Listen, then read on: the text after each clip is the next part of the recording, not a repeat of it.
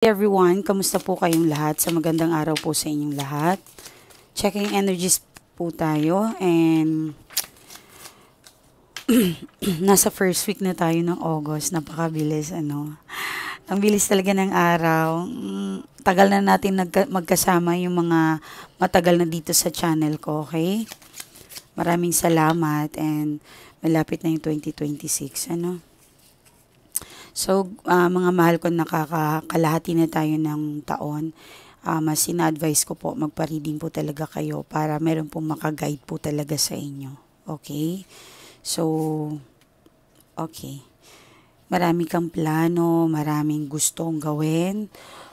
I think may plano kang gustong something na good deeds. Gusto mong makatulong din. Oops. Namatay yung ano ko, sorry, malakas kasi yung pagkaano ko. Balasa. Okay, so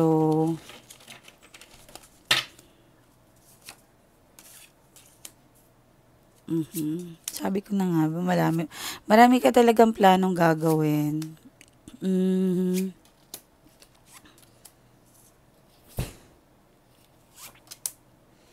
May nag-aantay ba ng promotion sa inyo? Malapit-lapit na to and mag-i-increase. Meron kayong matatanggap na pagtaas. Okay, since, I'm sorry. Parang may travel din. Parang balak. May binabalak kayong umalis. Okay, wow. Itong August na to, babawi si July sa inyo. Yes. Hindi porket na ghost month, malapit ng ghost month. I think it's September 6. Okay? So, ibig sabihin, ay pabago-bago naman talagang date ng ghost month. Hindi po porket na August, ay nasa August na lang siya. Okay? So, ang gawin ninyo, kapag ghost month, mag-alay lang kayo sa mga friends natin. Yan, mga friends natin, sino ba yan sila? Kung meron kayong mga kamag-anakan na nawala, so, alayan nyo po sila ng food. Okay? Na pwede po kayo magsunog ng money paper. Yan. So, anything na alak o ano may paborito nila sa tingin nyo na gustong-gusto nila. Okay? So, may nakikita ako dito parang may travel and magiging busy ka ata itong August na to. More na work, more na gagawin. That's why parang ano para kang mag-harvest ng something. Yes. Okay, may harvest ka. And I think yung problema mo sa kaperahan, gagaan. And makakabayad ka ng mga bills. Yan naman ang kinagandahan. Alam nyo ba, 15 years ahead ng future ng mga anak natin, maraming mayayaman na tao. Believe me.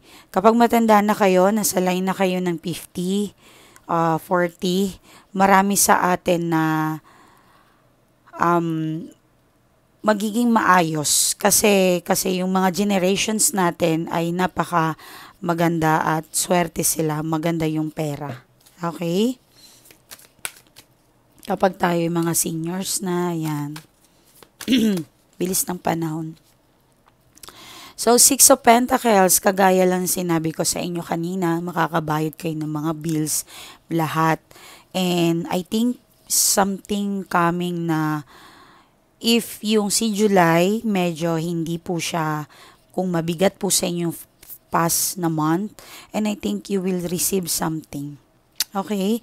And kung sino man ang mga breadwinner dito, nakikita ko naman yung parang yung goodness mo, yung suffer mo, yung paghihirap mo, even in person mo, tinutulungan mo, or kung sino man to, basta lahat ng taong mahal mo. Okay? Basta lahat ng taong mahal mo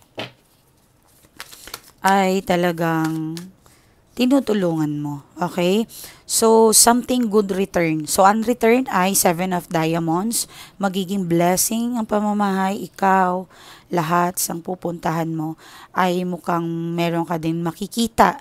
Kung single ha, may chances po ngayon na makipag-date po kayo mga single. Okay? Mukhang makikilala ninyo.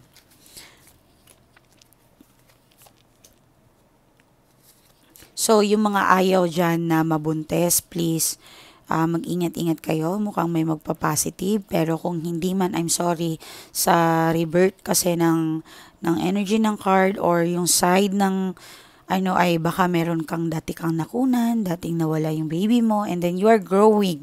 Meron naman bago, okay? So, yung mga dating broken-hearted sa family or before, or yung person mo, hindi man naging maganda ang inyong relasyon dati, ay eto nga ngayon ay sumusubok ka, okay? So, but marami pong na-absorb natin na energy na something suffering sa kanilang person. You give a lot, you give more talaga na control ka, sinabihan kang hindi mo kaya yan, ganito ang gawin mo, ganito, wag kang lumabas. Parang sa buong buhay mo, lagi ka nalang control. Nung nag-aaral ka, nung bata ka pa, lagi magulang mo ang nasusunod. Ngayon naman, your parents, yung mga nasa paligid mo. Okay? But I can sense yung iba sa inyo parang nakalaya na. Okay? Nakalaya na. But hindi nyo madideny na meron kayong anxiety, meron kayong depression, or meron kayong past trauma na dala-dala nyo po yun hanggang ngayon. Okay? Parang hindi nyo, parang mahirap kayong kumawala. Yan. Sa tingin nyo parang nakakulong pa kayo sa mga pain na yung mga sinasabi mo lang, ay okay na ako, ano na ako. Pero hindi mo madedenay na mayroon talagang mga araw na feel mo talaga ay heavy, mabigat-bigat sa puso mo. Okay? It's because your past trauma. Kaya nga po, kapag nagpa-reading po kayo, meron kayong removing blockages, meron kayong past trauma, tatanggalin po natin yon para hindi na mamana yung mga nagawa nyong negative or hindi tama, hindi na mamana sa mga anak, apo, ganyan. So, may tawag dyan sa mga maring ikaw, kinakarma ka dahil, not all hindi natin naman pwedeng sisihin sa mga kamag-anakan natin yung mga nangyayari sa inyo. But, meron po kasi mga 30% na nakukuha natin na yung karma nila na ipapasa sa generations. Okay? So, yan yung parang maganda kung bakit ka nagpapareading. Okay? So, meron din ako nakikita dito na parang may kalaban ka ba? I'm sorry ha.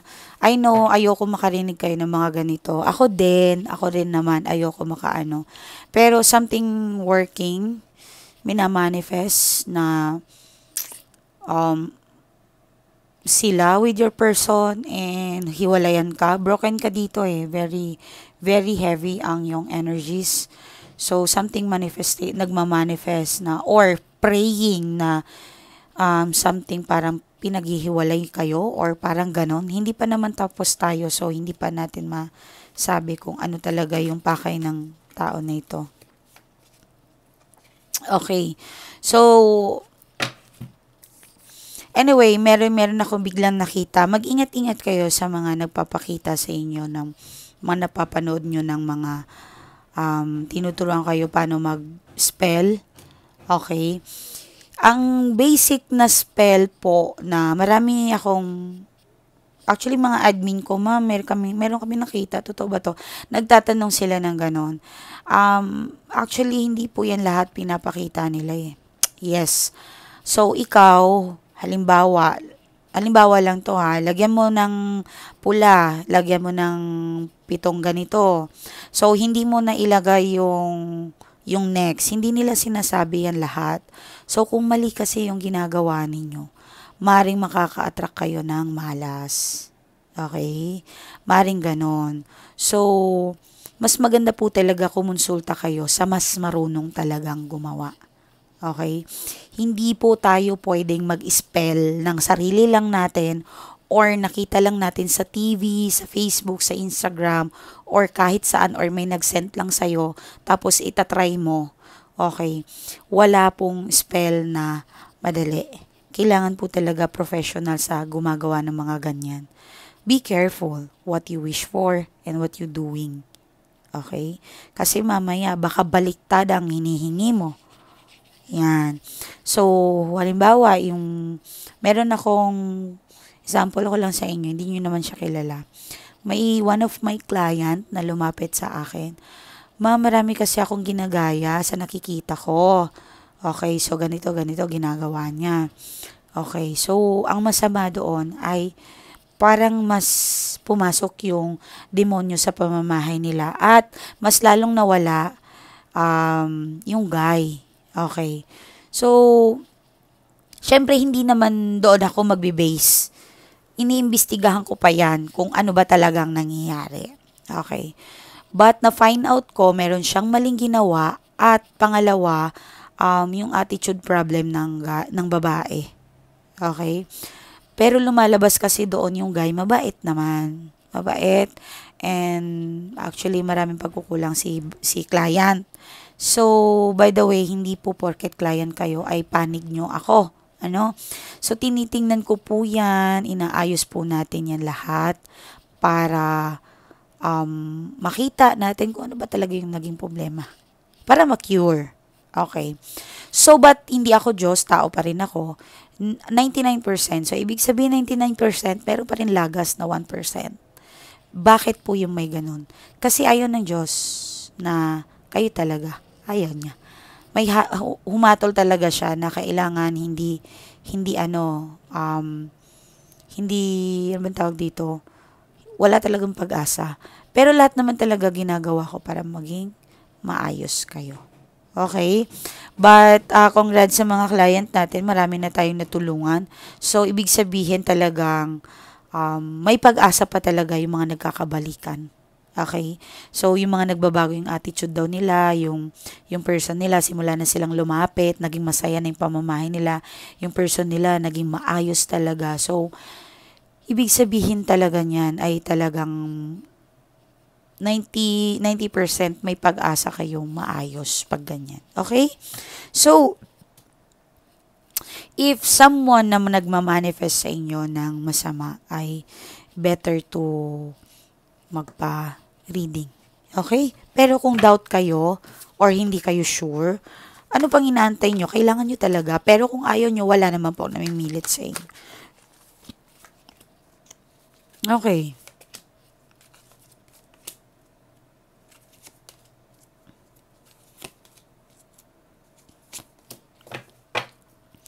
King of Pentacles and King of Wands, the Moon and Hangman, and the Magicians and Eight of Cups. Okay. So, meron tayong nakikita dito na parang dalawang taong nagmamahal sa inyo. Yes. Someone na gusto mo and someone na ayaw mo. Okay. Parang yung energy nito eh. Okay. But, yung ex ng reading mo ay meron akong nakikita na parang nag-i-stay ka lang dyan sa isang relasyon na parang meron kang dahilan. Kailangan mo pa siya. Okay? Or pwede rin na baliktad yung person mo ay nag-i-stay na lang dahil may anak kayo. Yun, marami kayong na-invest, hindi basta-bastang hiwalayan na magaganap. Yan, pangalawa, mahal ang, ano bang tawag dito? Mahal ang divorce or, ano bang tawag? Annulment. Yan. So, but some of you, maraming nakakaranas ng physical, mentally abuse. Yes. Meron nakakaranas kayo. Okay. Hindi naging maganda ang past ninyo. So, advice ko lang sa mga ganitong pinagdadaanan, i-make sure ninyo bago kayo pumasok sa bagong relasyon ay mentally fitted, mentally health, okay yung katawan ninyo, sarili ninyo, puso ninyo, as in totally healed po talaga kayo. Okay? Kasi magsasuffer at magsasuffer lang ang presence na relationship ninyo, mga mahal ko. Okay? And, ma'am, paano naman po kung nagpatawad ako, tapos naulit na naman? Ang love kasi kailangan talaga matibay ang mga sikmura natin, especially sa relasyon or mag-asawa. totoo. Ako gustong-gusto ko tinutulungan yung mga ma'am, mahal na mahal ko yung asawa ko. Hindi ako susuko. Yes, talagang pag may nakita ako na parang may pag-asa. Pero kapag kasi na walang pag-asa, malabo talaga yon. Okay, so pero depende ha, kasi minsan kaya nagloloko yung person ninyo, nagayuma sila. Mahal na, mahal, mura naman kasi ang gayuma. Nakakabili lang na magkano dyan, kaya madaming nagagayuma. Marami silang nababad spell. Kaysa sa mga magpa-cure, mahirap po maggamot. Yes, mahirap maggamot sa mga ganyan. Kaya talagang kailangan nyo dyan ay talagang matinding trabaho. Okay?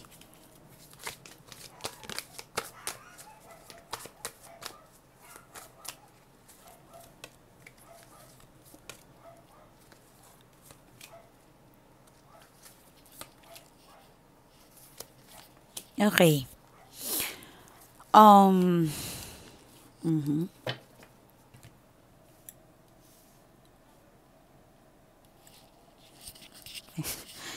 Parang I feel so, ano talaga. Ang ganda ng family nyo, oh.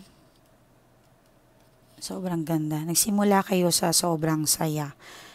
At in love, pagmamahalan nyo talagang bigay todo kayong dalawa. Ano? Alam mo yun? Yes, and ayun nga. Parang meron kayong biglang nakilala or siya may biglang nakilala. Ito na yung pumasok sa buhay ninyong tao na ito na nakialam. Yung iba sa inyo talagang kumakain pa lumalapit sa inyo. Ang trumaydor po sa inyo. It's either ka-work mo ito or ka-work po ito ng person mo. Malapit lang po ito. Mukhang kung hindi mo to kilala, mukhang ikaw ang kilala niya. Yes. May hidden eh. May nakita kong accounts ng person ninyo nakatago. Mukhang paulit-ulit kang nagpatawad. Paulit-ulit kang nadapa. Nagpapatawad ka kasi nga mahal mo. But ito yung pinaka-worst eh. Kapag pinatawad mo na, umuulit pa after ng ilang taon, ilang buwan. And then, ang pinaka-worst, kilala mo pa yung pinag-awayan nyo. Doon at doon pa rin siya. 'Di ba? Yan. So, yung iba naman, I think new person to. Mas maraming new person.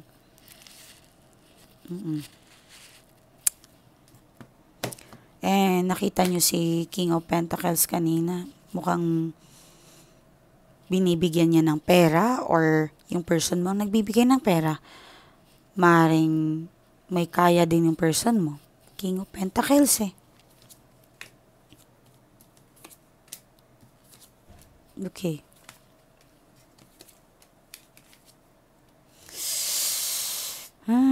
Nako.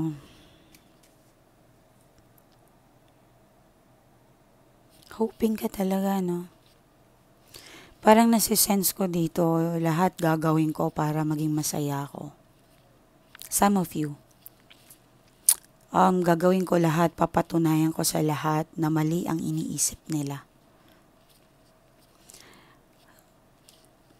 Soon,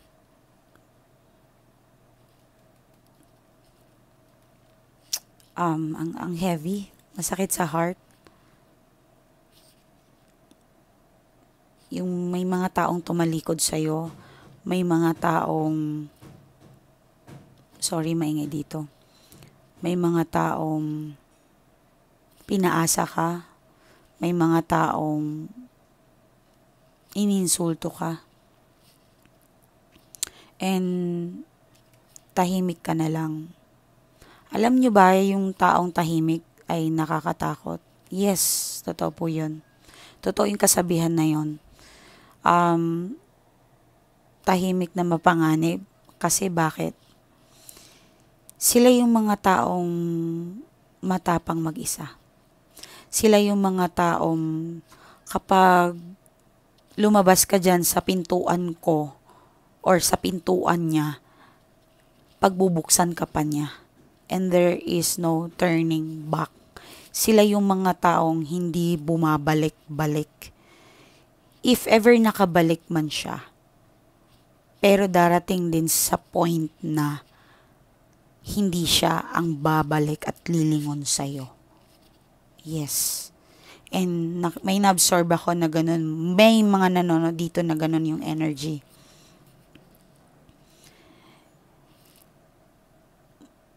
Malakas ka kahit nakikita nilang mahina ka. Actually, pinaka-strongest na person is yung she loved to be alone. Yes.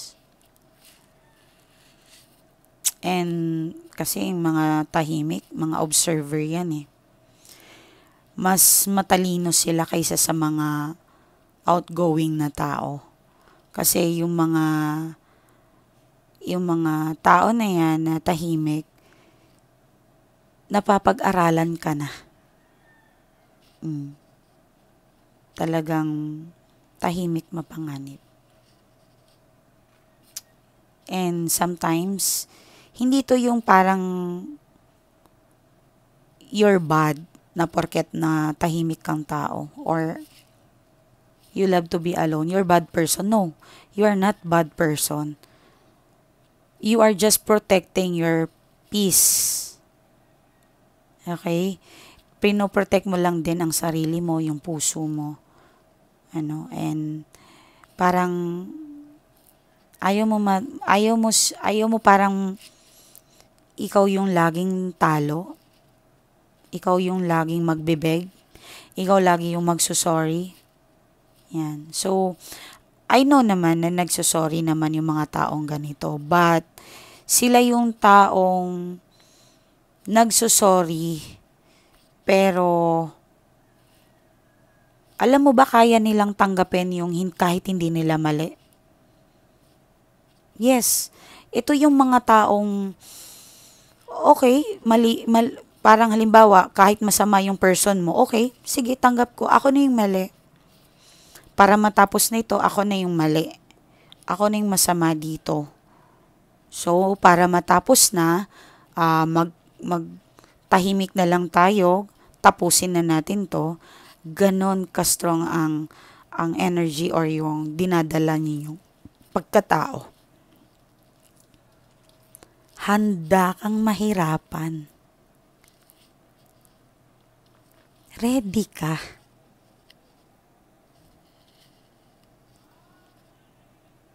Ready ka. Akala ng mga kalaban mo napipilayan ka. Well, hell no. Mali sila. Tingnan mo.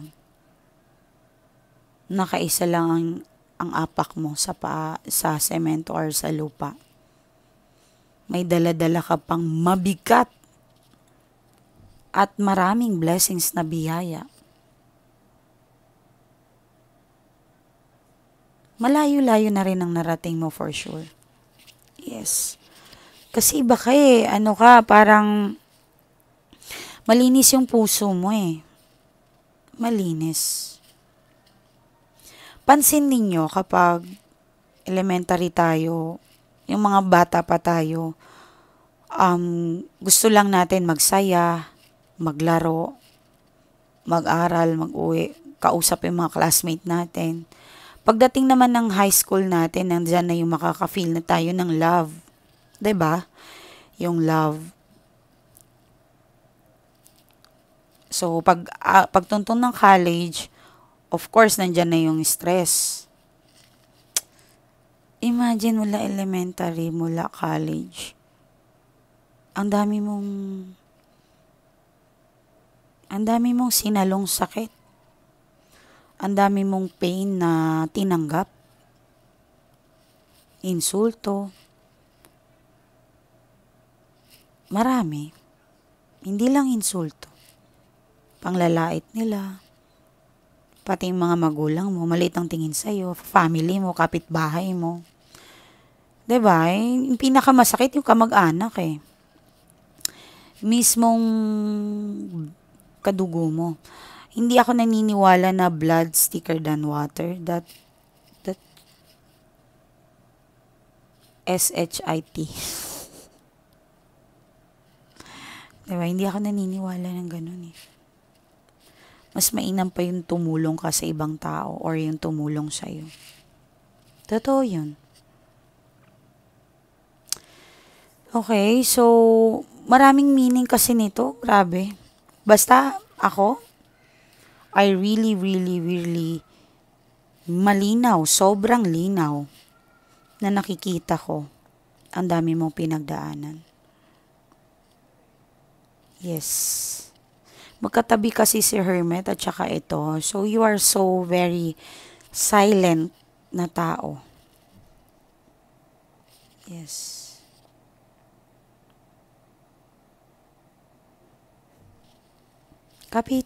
Kapitan mo lang paniniwala mo sa Diyos. Alam ko naman malakas sa paniniwala mo sa Diyos. But I know, tao ka lang din. Nasasaktan ka lang din. Kaya, tiwala lang. Layo na oh. Galing. So, wag mong i-waste yung energy mo sa mga taong walang kwenta. 5 of Cups. It's represent ng ang dami mong gustong plano. But, itong mga plano na to, hindi ka kasi makasarili. Para sa lahat to. At kung sino man ang lahat na yan, kilala nyo yan kung sino man ang mga importante sa inyo. Yes. Okay. So, napaka ganda. 9 of Pentacles, very blessed, very independent. Yung pangarap mong trabaho, yung pangarap mong makapunta sa ibang bansa. I know, yung iba sa inyo walang natapos. Hindi nakapagtapos dahil gipit ang buhay. Ang layo-layo ng narating mo, girl, or madam ko. Kaya, wag kang huminto. Keep chasing. Keep manifest. Okay, keep going. Sa mga nag-iisa dyan ay wala kayong anak, wala kayong, sa tingin nyo nag-iisa kayo sa buhay, huwag nyo masyadong malitin yung sarili ninyo. Huwag nyo kawaan. Maraming way para maging masaya kayo. So, hanapin nyo yun. Huwag nyo rin i-waste yung time. Hanapin nyo yun. Yung best friend ko talagang well, it's up sa kanya kung uwi siya sa family niya. But, hindi talaga okay yung family niya. Hindi talaga. But, ang may papangako ko sa kanya, forever, hanggat buhay ako, safe siya. Nandito ako. May kapatid siya, may nanay, may family. Bukas ang bahay ko. Yes, and tanggap siya ng family ko. Open na open siya. Even my husband, actually kapag naririnig akong kausap ko yung best friend ko, and masaya siya kapag masaya kami. Siyempre, nagwo-worry din siya sa best friend ko. And kapag may something, yan, may yung like boss or alam nyo na, that's normal. So, kung may narinig yung asawa ko, so nagwo-worry din to si husband na, kamusta si ano, ayun. Ganon. So, bukas ang pamamahay namin. Even yung mga client ko na kung gusto ninyo, wala akong, hindi ako namimiling tao. I can be your friends if you want, kung sa tingin ninyo malungkot kayo. Wala kayong kausap. Of course, nandito lang ako. Okay? So, meron lumabas dito, malalaki na yung mga anak.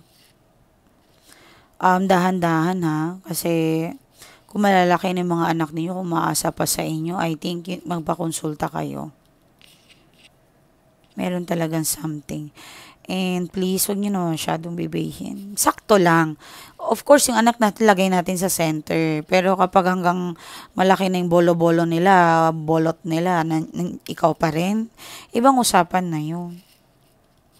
'Di ba? Huwag naman lahat. Saktuhan nyo lang din. And magtira kayo para sa sarili ninyo. Okay? Meron dito parang iniisip ninyo, parang gusto nyo nang lumayo. Kasi sinaktan ka talaga ng asawa mo o yung person mo. Parang ang sakit-sakit na mas pinili nyo pa yung girl or yung third party over you. Na halos ang dami mo nang naipundar, ang dami mo nang na-invest, feeling, pera, panahon, lahat. I know may mga bagong relasyon dito, but huwag pa dalos-dalos yung mga bago. Kapag kasi bago, mahirap. Pero kapag mga ilang buwan lang, mag-isip ka muna, no? Huwag kayong masyadong, huwag niyo saktan sarili niyo. Diyos ko, mahal kayo ng Panginoon. And ikaw, sinasaktan mo lang yung sarili mo, di ba? So, something na mag-i-end, matatapos yung problema mo, you will be free, independent. Yan. May something na meron siyang konting inaayos mo ngayon, but coming. Okay? So, I think merong person na makakatanggap ka ng tawag. I know something excess or person tawag or makikipagbalikan to sa'yo. Kasi hindi siya okay sa third party. Pinapalayas nga siya sa hindi third party. Okay? So, sa mga gusto dyan na makita talagang energy ng person nila, tingnan natin ulit. Kung anong energy ng person nyo. Sa career naman, okay siya, maswerte, mapera. Okay, and emotions. Emotions sa inyo. Ang swerte ng person ninyo, no? Ano ba to? Parang, meron iba sa inyo, parang ikaw yung ini-spoiled pagdating sa ano. Okay. But, kung nagkaroon na ng third party, na half, I guess. Pagdating sa feelings, ayan. Ayan. Kontrolado siya ng third party at nag-aaway sila. Meron pinapalayas at controlled yung pera niya, emotions. Bini-brainwash siya. I think meron din family ng lalaki na tinuturuan yung guy. Kasi sip-sip tong mga to eh. May pera eh. 'Di ba? Ayan. So, lagi siyang naglalasing. Laging naglalasing to, hindi siya makatulog kapag walang alak sa katawan niya kasi lagi siyang nag-iisip. Wow. My goodness. Laging lumalabas. Nako. Both of you meron blessings, but I know meron pa rin heartache sa inyo, sa part ninyo. Okay, so maraming salamat kung gusto nyo tulungan ko kayo. Ano man ang problema nyo sa love. Ay, maraming nag-order sa atin sa mga bag. And free na po siya ng wallet. Okay. So, ang bag kasi, meron na siyang napaka-powerful po talaga nun. Maniwala kayo. Hihigupin niya para maging maswerte kayo sa kaperahan. Okay? Even yung mga ATM, lagayan ng ATM, meron kami. Okay, so, wag kayong maglagay ng ATM dito sa likod ng phone ninyo, even pera ha. Hindi po maganda yan. Okay? So, ano pa? Magiging maswerte kayo sa pera. In abundance, lalapitan po talaga kayo. Once na kayong sinwerte, once na kayong linapitan ng swerte, madadamay po yung love life ninyo. Pati buong bahay ninyo magiging maswerte. Yes. Okay? Ang ganda ng ilaw ko. Ngayon ko lang napansin. Pinalitan ng foreman ko. Parang naging diamond tuloy. Ano? Okay, so ingat po kayo. Maraming salamat. Ito po yung aking Facebook account. Miley Taro, yan. So, meron po tayong admin dyan, kakausapin ninyo po. So, please, wag na kayong tumawag. Mag-chat na lang po kayo sa Facebook account, please. Kasi minsan, pag meron tatawag, naiistorbo yung ginagawa namin. Okay? So, may mga admin po yan dyan. So, dahan-dahan lang po. Huwag kayong magmadali. But, huwag kayong mag-alala. Bibigyan po kayo kaagad ng schedule. Basta reading po kayo. At ano po yung reading? Pwede ko pong balisain ang inyong person. Mag-uusap po kami. Kapag tulog yung person ninyo, kaya ko po yung kausapin. Pagdating naman sa financial, titingnan ko kung anong mali sa financial ninyo. Basta lang po ako sa mga nagpapasalamat. Maraming salamat po sa lahat ng naitulong mo sa akin. Ito yung sinasabi ko na yung person niya bigla daw nagbago. Yung kanina na yes, nagbago and bumait. Ayun, so, bigyan daw siya ng second chance para maayos yung kanilang pamilya. Okay. Kung hindi ako nagkakamali, nag-a-abroad silang dalawa. Yes, so, humiling ito si Guy na magkita sila sa Pilipinas and ayusin ang mga dapat ayusin. So, ang gusto ni Guy, lilipat na si Madam sa kung saan bansa si Guy. Okay, so maraming salamat. Maraming salamat sa universe, syempre sa Diyos. Ang laki ng tiwala nila sa akin na para matulungan ko tong mga client na to. Maraming salamat po. Lahat po ng nanonood dito, parang awa nyo po, tulungan nyo po sila. Kayong mga anghel na sa paligid ko, naririnig nyo po ako. Tulungan nyo po itong mga tao na ito. Maawa po kayo sa akin at sa kanila.